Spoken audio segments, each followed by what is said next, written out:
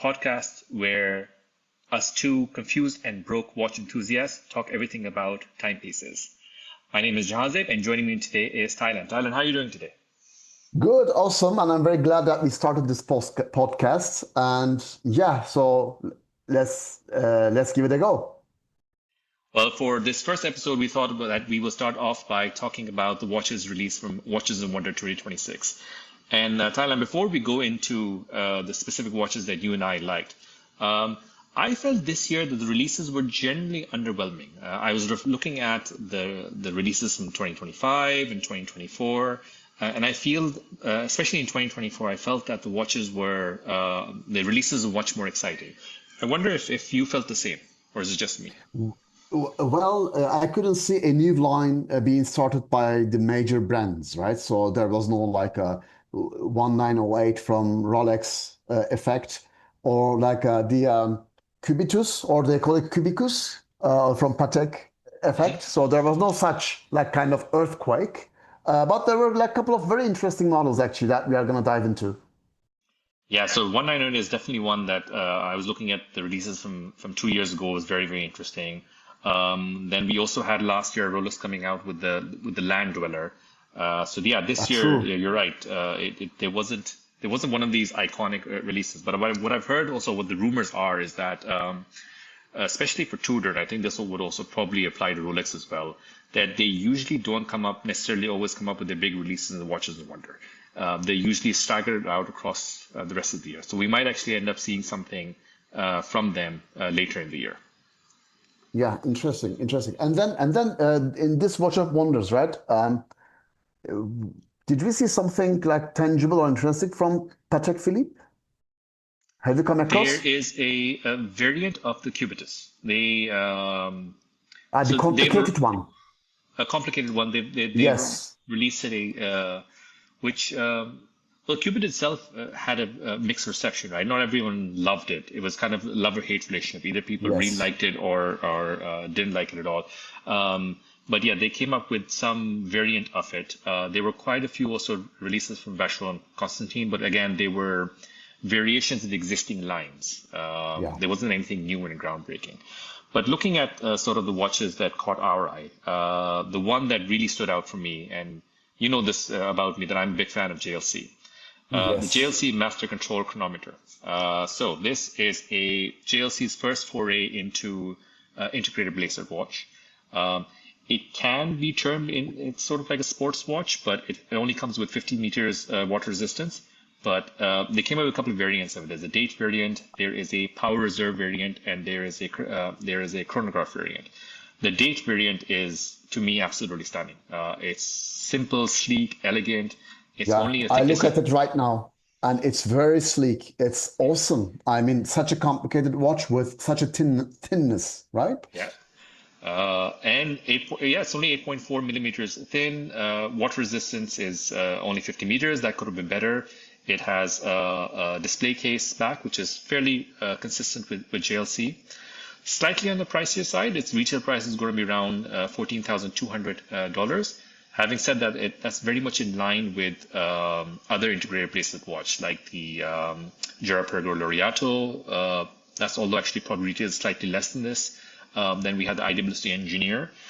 Whereas, with the Laureato, the IWC Engineer, they came up over the last 4 or 5 years. They've relaunched the integrated bracelet watch, but it's something that they had historically producing.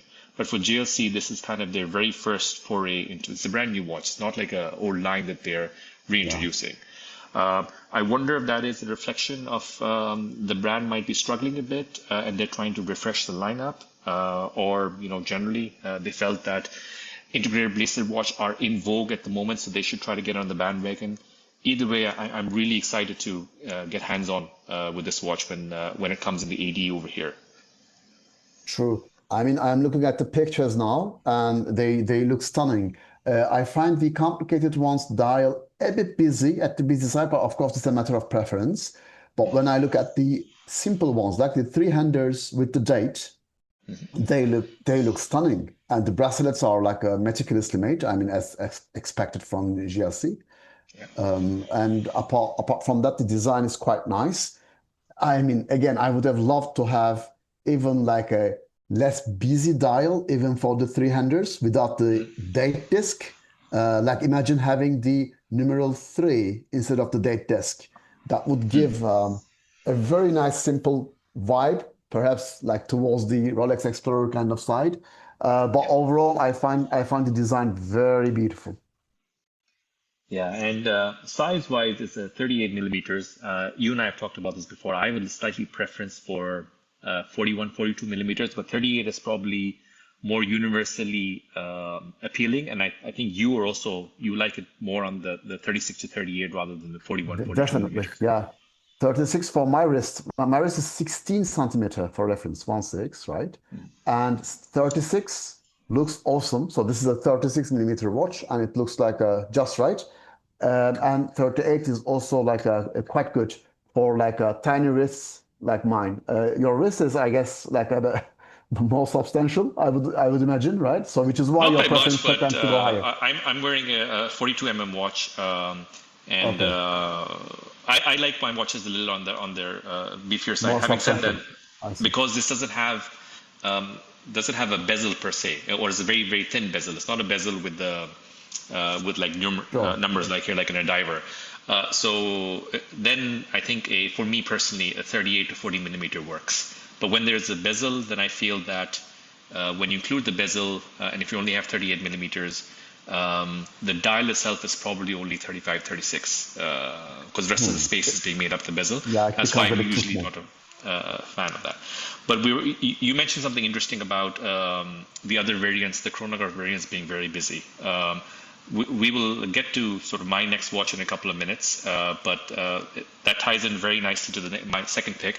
But I want you to go first. What's your kind of number one Yeah, but pick? just also to add an important kind of detail, the complicated one of this GLC watch, right? This GLC integrated bracelet release is 39 millimeters. So 1 millimeter bigger, and its thickness is 9.2 millimeter. So a bit thicker, but still, of course, very sleek if you take into consideration that it's a complicated watch. Exactly. For a chronograph, a 9.4 is fantastic. 9.2, yeah. 9.2, yeah. Yeah, it's awesome. Yeah, it's awesome. And plus, the good thing is that they offer in stainless steel, which is, I mean, a rare sight. Imagine Patek Philippe does this, an integrated bracelet in stainless steel. I mean, it would steal all the show, right? Yeah, yeah. Yeah. All right, moving on. All right. What caught your eye? Okay, so I got this dress watch, Chopard in my list. Chopard Luc, Luc, 1860, with an Areuse blue, as they call it, Areuse blue gold dial. I guess it's like they start with gold to produce the dial. And then, I mean, they do some treatment to actually obtain the nice effect, the nice blue effect. I don't know if you had the opportunity to check the watch, but it's beautiful. It's a dress watch, obviously. It's rather at the small side, like my preference is at 36.5 millimeter diameter and only 8.2 millimeter thick. So it's quite thin, sleek, not so big. So I think the proportions are very nice because sometimes when you have a thin watch with a large diameter, then it doesn't look that nice in terms of proportions. But this one is very well balanced. I find it quite appealing. And then on the dial side, you have these nice guilloche, as they call it, right? These nice 3D effects that they do with the machine. And I guess this one is handmade, like hand machined. Very beautiful, but of course quite pricey. It's steel, and yet the price is 29.7K USD. So like short of $30,000 for a steel watch. I mean, it's a lot to ask, to be honest. But yeah, it's the quality is insane, and also the at the movement side, right? The finishing that you see, it's like otherworldly. I think it's and my personal opinion is that it's a notch above the Patek Philippe standard in terms of like finishing. Wow. It's it's insane what they are doing. So when you take into consideration the handwork and the level of finishing, perhaps like 30K doesn't seem that off for a steel watch. What do you think? So, to be honest, I know of Chopard. I don't know too much about their watches, which is why, to me, my first thought would be that 30K sounds, for a steel watch especially, sounds a little on the high side. But what I'm looking at the picture of it now, and correct me if I'm wrong. Hopefully, I'm not getting the wrong watch. This has the mini sub dial for the seconds. Is that Yes, correct? that's Yeah, correct. That's that correct. looks Yeah. beautiful. And one of my picks for today is another watch with a mini seconds dial. I think that adds an elegance to a watch. It obviously has. There's also a level of complication associated with that when you have a sort of a sub dial which is off center for the seconds. But also from an aesthetic point of view, it adds something. It's something different to the watch, which I personally really like. Looking at Yeah, this me too. watch, it looks beautiful. I'm looking at the blue dial variant. It really looks stunning. Um, and but my challenge with this would be is the price point. That at 30,000 for a steel variant, it's not a Patek, it's not a Vacheron, it's not one of the Holy Trinities. Fair I enough. think Yeah. this is going to be a bit of a niche buy. There's not going to be a huge market for this, but clearly, as in, I think you feel differently. Well, I mean, if you are someone who is like really into finishing, then this one stands out because the finishing here, it's like, I guess, in the territory of Alangazzone, perhaps the German star. Do you see the movement? There are close-ups of the movement, and it almost looks like the independence, right? Like the high-end independence. Um, so if you look from that perspective, I mean, it's almost impossible to obtain the watches from these independents like Philippe Dufour, for instance, or Laurent Ferrier for that regard. And here you get something which is perhaps comparable, not maybe at the same level of these independents, but perhaps comparable and yet obtainable. So it depends from perspective to perspective, I guess. And so I'm looking at a picture of the movement. Is it an exhibition case back? Would you know?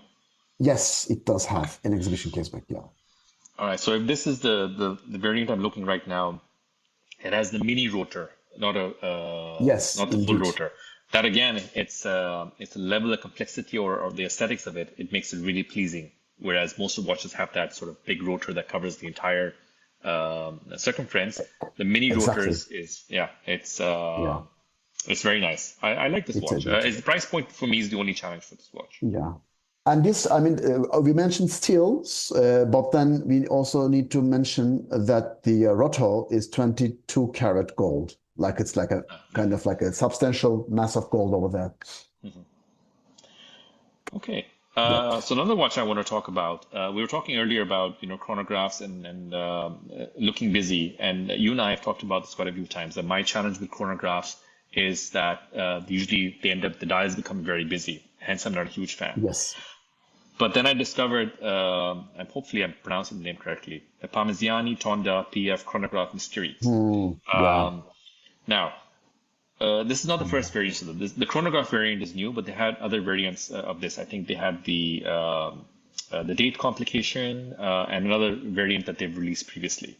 But the really interesting things about this watch is that when it is for the chronograph, it has a total of four hands. Yes. When the chronograph is not activated, we're not using the chronograph. The gold hands kind of hide behind your sort of polished silver hands, and they Mm. move in sync with the time. When you activate the chronograph, that's when the gold hands will tell the time, and then the silver hands, and you see five hands suddenly, and then the silver hands will act as the chronograph function. Um, which to me solves the biggest problem when I look at chronographs is that it makes the dial busy. You have multiple subdials. Here, when you're not using the chronograph, it's just a super elegant, very sleek, simple time and Three-hander. seconds. Three-hander. Indeed, exactly. I'm looking at the picture where the chronograph isn't used, and then all the hands are aligned. I mean, Yes. our end. aligned with the chronograph hours, and then minute hand aligned with the chronograph minute hand, and it looks beautiful, and it's a very clever method. I didn't know about this much. Thank you actually for bringing this up. So this podcast actually is also helpful for me because I'm listening from you and I'm learning. And look at this. This method, I think, is unprecedented. Am I right? Yeah, I've not come across any watch that has had this feature with from another brand. Um, and the level of complication behind this it wouldn't be simple, right? To make sure that you've got the hands that can move depending on whether the function is activated or not. Um, and it's just a beautiful. The dial is just elegant, simple, beautiful. It doesn't even have a date Yeah. window. It's just simplicity in its extreme. Having said that, the price reflects the complication. It's going to retail at 44 and a half, or a little over 44 and a half thousand, 44,600. It has a case diameter of 40 millimeters, a thickness of 13 millimeters, which is slightly, I would say, on the chunkier side. But considering that the complication that must be behind this is understandable. Water Yes. resistance of 100 meters. And Parmigiani is like JLC. They're known for their in-house calibers. So I would imagine this caliber is a PF053. The caliber is going to be a very high end because they're known for their calibers. But yeah, this is one of the watches that really stood out for me for all the reasons we discussed. That when the Exactly. chronograph function And is not activated, it's just simplicity and in its extreme. So it's beautiful. I think it's a major innovation, by the way. I didn't know about this watch in particular, but I must say it's an innovation. It's a very clever innovation to put to express the chronograph information via the dial, and you end up with a dial as basic, as simple as this one, yet with a chronograph function, right? It is, I mean, it is stunning. And now I look at the movement. The rotor is skeletonized, as they say, right? It's so you can, I mean, it's not a micro rotor, but at least you can still see the movement itself because it's that kind of skeletonized. You can see through, and the movement is beautiful. It's very complicated. You can tell it looks like a small, complicated engine, and I like it. Yeah, this is a watch that might get on added to my wish list. Although at 44,600, that is Yeah. and we started off podcast by caveating that we are broke, so it's not something that we can go out and buy it. But Yeah. yeah, if there's a good option on the resale market, this is something that would really tempt me. But yeah, Yeah. all right. Which one's the next one for you? So I have this very interesting Rolex release. At the smaller side, I guess this is more like towards the ladies because it's 34 and 28 millimeters of diameter, respectively. This is the Oyster, the colorful Oyster Perpetual that are now offered in full solid gold. The colors are beautiful. And then plus now you have this in full solid gold, which was not the case before. Um, so actually, besides it's the old good Rolex Oyster Perpetual, but just these nice touches, full gold if you like, and plus quite colorful. But then Is this the again, I mean, dial which has yeah. Rolex in all these different colors? Is that the one we're talking about? Yes, it has two colors, blue and green, um, but it comes with solid gold this time. So be before, the Rolex had made this move on 36 millimeter and beyond to add colorful options for the basic uh, Oyster Perpetuals. Uh, so the colors look like this line, but then it is now offered in full solid gold, which is kind of new. Yeah, I mean it's quite interesting, and the pairing of this nice, very vibrant green and blue in the full solid case and bracelet is quite appealing, I would say.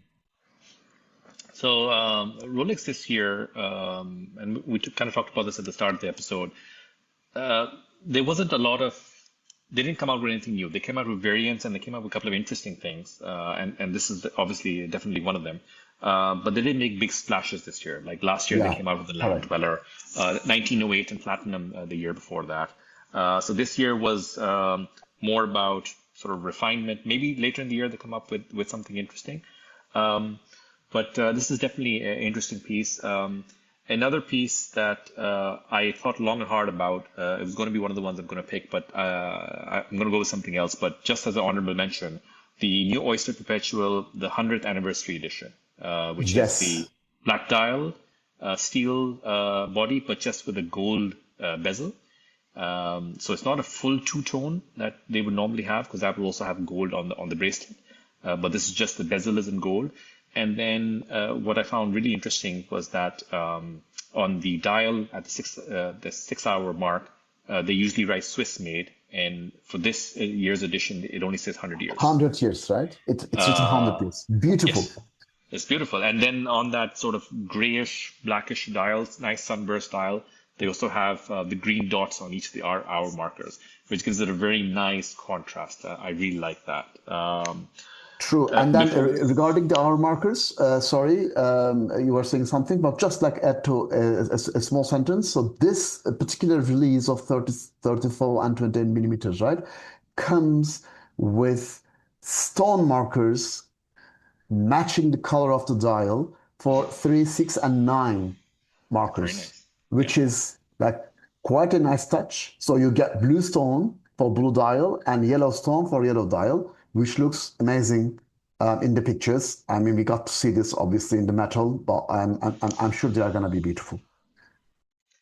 Yeah, I hope also, well, these watches do look beautiful, but Rolex is just a pain to get trying to get it on retail. I hope with the current situation in the watch market, it becomes a little easier for the likes of you and me to go and buy a Rolex in the near future. That's for sure. I mean, if this particular release, for instance, would be in 36 millimeter and beyond, that would be almost impossible to get, I guess. Yeah. But this one, perhaps a more chance because it's like at the smaller side and not like every man prefer 34 millimeter. So, but I mean, still, there's an opportunity because since it's not that much on demand with 34 millimeters, right? There might be a chance to get these. Yeah. Speaking of Rolex, while we're on the topic, the big thing from this year is not the watch. One of the big things is not the watch that they released, but the watch that they discontinued. The GMT Coke. Now, Oh, GMT Coke yes, gone. is one of the most sought after watches, probably after the Daytona Panda. It's probably one of the most sought after watches from the Rolex lineup. It is, almost impossible to get from retail, and on the secondary market, it has a huge premium. And then Rolex decided to discontinue it. So I wonder if that is a sign that they're going to come up with some different variant in the near future. Maybe reintroducing the Pepsi variant, the red and blue. Or there's a rumor that I read online that one of the reasons they're discontinuing it is because of supply chain issues, because the pigments that are required for the ceramic bezel is becoming increasingly harder to find, which is why they've discontinued it. So we don't know what the reason is, but yeah, that's one of the watches that at some point I would have liked to have owned, but now it seems like it's going to be in the secondary market is the premium is going to shoot up for it even further. Yeah, and what is ironic is that the secondary market was already way higher than the retail price. Yeah. So already you would not expect to get these on retail. So for a mere mortal like you and I, this watch being discontinued and this watch being offered by Rolex doesn't make that much of a difference because I mean we would be unable to obtain it anyway. Well, we can always hope that at some point we will reach the stage where Rolex will offer it to us. But moving on, so the third watch that I am going to go with is the Tudor Monarch. So I am a big fan of the Tudor brand. I think they do really interesting things, Yes, I and know. in terms of value for money, if you just look at retail prices in Tudor versus Rolex or Omega and whatnot, obviously the material and build quality is not the same level as Rolex, but what you get for what you pay is just the value for money is just fantastic, which is why I'm a huge fan of the brand. Now, the Tudor Monarch is not your typical Tudor in the sense from the current lineup. So it borrows elements from a lot of, because it is the 100 year of Tudor, and this is why I think there was also rumors we talked about at the start of the call that Tudor actually might come up with more releases during the year because it's 100 year. But this is supposed to commemorate a multiple sort of Tudor watches throughout the years. So it's an homage not to a single watch from the Tudor previous lineup, but multiple watches. But this is the case diameter 39 millimeters, a thickness of 11.9, which for Tudor is a little on the slimmer side because their watches are usually a little on the chunkier side. A water resistance of 100 meters and an in-house movement. But what I really liked about this is we talked about it with one of the earlier watches that it has a sub-second style, which I think gives it a very nice, elegant look. And then I think it's going to come in this champagne-ish color, which I think they're calling papyrus. It's a very beautiful color. I really like it on that sort of, I'm looking at the variant right now, which on a steel bracelet. So that contrast between that papyrus champagne color and that silver cold steel, it's really, really nice. And I think just this watch overall, it's simple, it's elegant, and it's quite beautiful. So Tudor curious. Monarch, right? It's Yes, Monarch. Monarch. Yes. Tudor Monarch. Yes. And then, Jahanzab, the bracelet looks integrated, doesn't it? But it is not marketed as such. What's your It's take not on marketed that? as such. It's the sort of the H-link bracelet. It's not marketed as an integrated bracelet. But it is a little different from the typical bracelets that you will see on a Tudor watch. They're Yes. increasingly coming out with the 5 link, but generally their steel straps are 3 links, and this is the H link. So this is a little different from their typical watch. Hmm. Interesting. And then the case looks a bit angular, Yes. which is a bit surprising because was this a design language that they have been using before? Because it's the first time I'm seeing a Yeah. um, such angular design from Tudor. Perhaps I mean I'm not a good follower of the brand, Yeah. but what's your take on that? I don't think there's any watch in their current lineup that has that sort of angular design, but I'm pretty sure it's a homage to one of their previous watches, Okay. from the 100-year history. At some point, they had a watch with sort of this kind of case, but definitely from their current lineup, I don't think there's anything that has this sort of angular case body. Yeah, very interesting. The champagne color, as you mentioned, is quite interesting and quite nicely done. And then the Yes. dial has a trick. So upper side is Roman numerals, whereas the below side is Arabic numerals. Yeah, I actually didn't notice that. That's a good catch. That just for me increases the appeal of this watch. I started off by saying Tudor offers great value for money. This is going to retail at $5,875 in a steel strap. For Tudor watches, that's high because I think their retail, even the Black Bay 58s, is probably going to be around the 4,000-ish. So Hmm. this is on the higher side for Tudors. Um, but again, this is a watch. Other thing which it's a little different from your typical current lineup Tudor watch is the crown.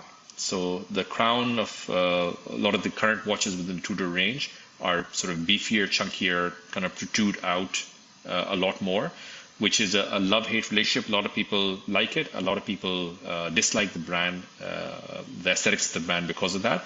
But this has a much more slimmer profile crown. Again, with no crown guards, which is typical for the current line of Tudor watches, but it has a very slimmed down crown. Yeah, I can see it. It's quite slimmed down. If it was a hand-wound watch, then that could have been a problem. But with an automatic watch as it is, I think it's fine. Yeah. Um, yeah, so this is And another watch that, sorry? it adds to the aesthetic of the watch with this sleek, nice crown, right? It adds to the Yeah, aesthetic. Yes. yeah, absolutely. Yeah. I think that they're probably trying to push this more as a a dressier watch rather than sportier watch. But again, it still probably has, because it's 100-meter water resistance, it has the element of being sporty as well. But I think what they're trying to target with this is more the people looking for a dress look rather than a more sportier diver look. True. And then it doesn't have the lume, which actually further stands out as a dressier kind of watch with no lume, right? Yeah. I can tell the dial is quite dressier. But then what would be the cause of this price increase? Because the movement is pretty much standard, and not standard, but like it's like what Tudor is using for its other watches, right? So why the premium? Do you have an idea? Good question. I'm not sure. I'm just thinking because it's going to be a homage of different watches, which is why they've probably priced this a little differently from the line. It's not meant to be bracketed in the same line as the Black Bays or the Black Bay 58s or the Pelagos. It's supposed Mm. to, they're trying to maybe differentiate it out a little bit. Um, but yeah, so once they start showing up in the AD, it'd be very nice to get my hands on and play around with it. Okay, okay, yeah, interesting, very interesting take. And speaking of the angular design, I mean, this brings us to my third pick, which is Grand Seiko, which is a Grand Seiko diver. Um, well, the angular design obviously is the design language of Grand Seiko, as we know that. But this particular diver actually has less of an angular kind of appearance, but rather follows the previous line of Grand Seiko divers, but with a very important caveat, shrinked. So shrinked in diameter, shrinked in thickness. And it looks like they have been listening the fans of the brand. Um, so I've been a fan of Grand Seiko, as you know, and was like part of the group who were criticizing Grand Seiko for their a bit um, b- at the bigger side watches, right? A bit too thick, a bit too wide. And this one actually addresses both, shrinks the thickness, shrinks the diameter, and it comes down to 40 millimeter actually of diameter, which is, I think, very acceptable and For a decent diver, yeah. for a diver, right? 40 millimeter, very nice. Actually, it's 40.8, but still in this ballpark. And then the thickness is 12.9, not something I would like to have on my wrist. Still, it's a bit at the thick side, but perfectly wearable. Perfectly wearable. Yeah, and for a diver, it's going to always be a little on chunkier side, and the key for True. divers is um, how you can play around with the angles so that it wears better on the wrist, so it doesn't feel as big or it feels slimmer than it actually is. So this is something that I guess once it comes to the market, it'll be interesting if you can go and just put it on your wrist and see how it wears. Does it feel the 40.8 or does it feel slimmer just based on how they played around the angles. True, true. Very, very valid take. We need to see this in the metal and then really check on our wrists. So, as you say, the thickness actually is a side effect of building a watch that resistant, right? Yeah. And this one is 300 meters resistance to water, so which is quite considerable actually. 300 is not a joke. So, hence the thickness, which is still, I think, quite well managed for that example. Yeah. And I'm looking at the pictures now, and it's coming in different colors. Which would be your preferred color, dial color? Well, I like a bit more the blue one. How about you? So I have been a sucker for green watches for a little while. So I got a blue dial watch, which I'm actually coincidentally wearing right now a few years ago. Blue dial watches are lovely. They're extremely versatile. They look extremely elegant. Uh, the last couple of years, I've been eyeing green dial watches to add to my collection. So just based on that, the fact that I don't have a green dial watch in my collection right now, if I were to go for this, I would go with the green dial. I agree, actually, because blue dial is, although I prefer it slightly over the green one, I do have a lot because I mean it's way more common, right?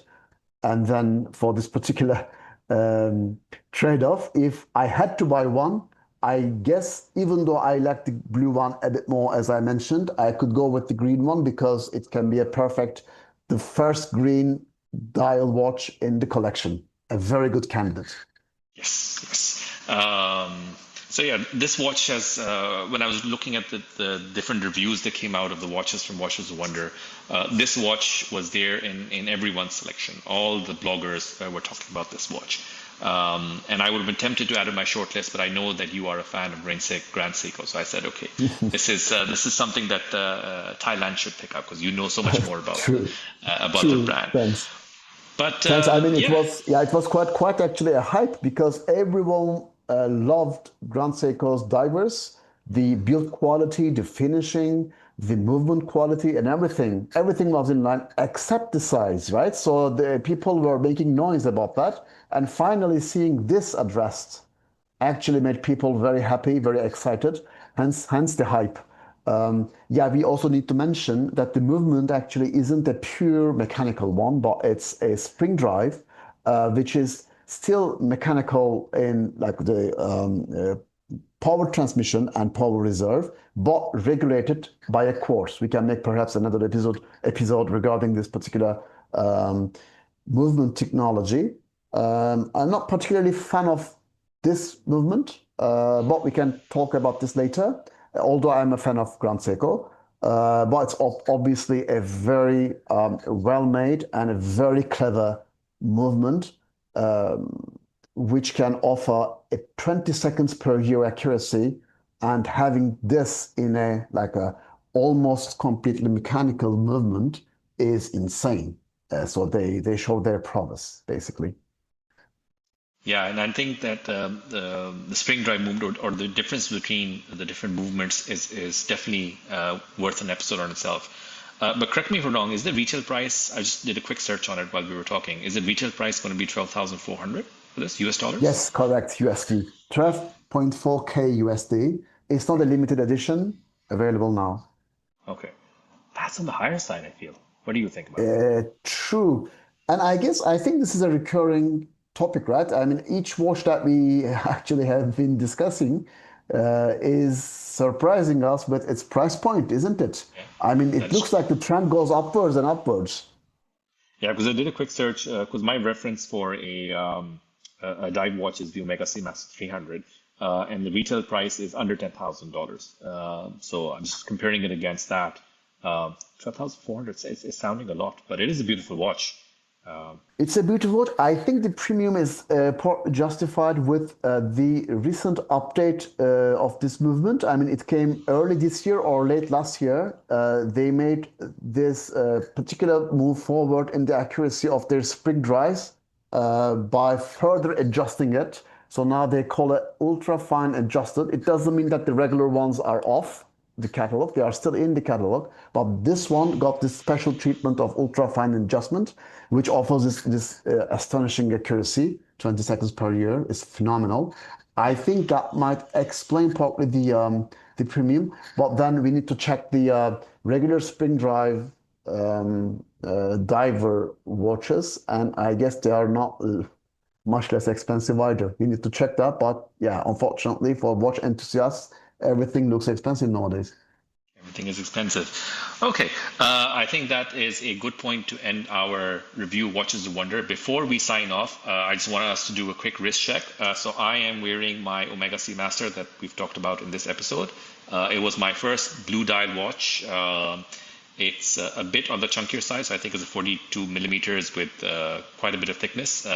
But it's one of the watches that I really, really enjoy. It's my this and a Tudor that I have, they're my daily beaters. I alternate between the two. So a really big fan of Omega in general and of this watch. Thailand, I think you're wearing your Grand Seiko, if I'm not mistaken. And not today, actually, I'm wearing my beater. This is the Citizen 36 millimeter. Ah, This one is not mechanical at all. It's a quartz, and the quartz movement isn't premium or nothing. Uh, it's a standard quartz movement from Citizen. I mean, obviously well made, but not higher end movement, not higher end quartz.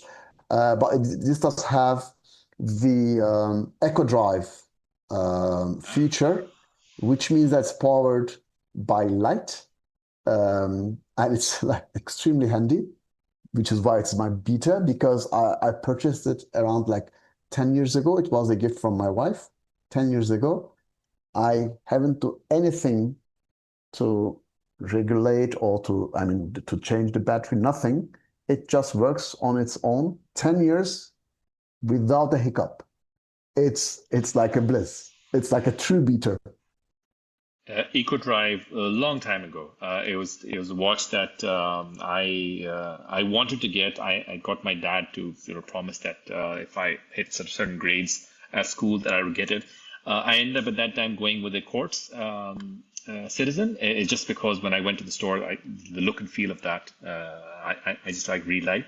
But EcoDrive is something that I've been a big fan of their line, the EcoDrive line for Citizen for the longest time. Like I'm talking about Yes, 20 plus years ago, at true. maybe even more than that, when I ended up getting my Citizen watch, which funny enough I still have. I haven't changed the battery in the longest time. The last time I had the battery change, it was still working just fine. So maybe one of the next episodes, I'll wear that, even though it's Yes. not functioning right now, but just to show it off. But on that note, thank you so much, Thailand, and all the viewers who've tuned into this episode. If you enjoyed the content and style of this video, please hit a like. And if you enjoyed the overall content and so forth, please hit a subscribe. Thank you very much. Thanks a lot. Cheers.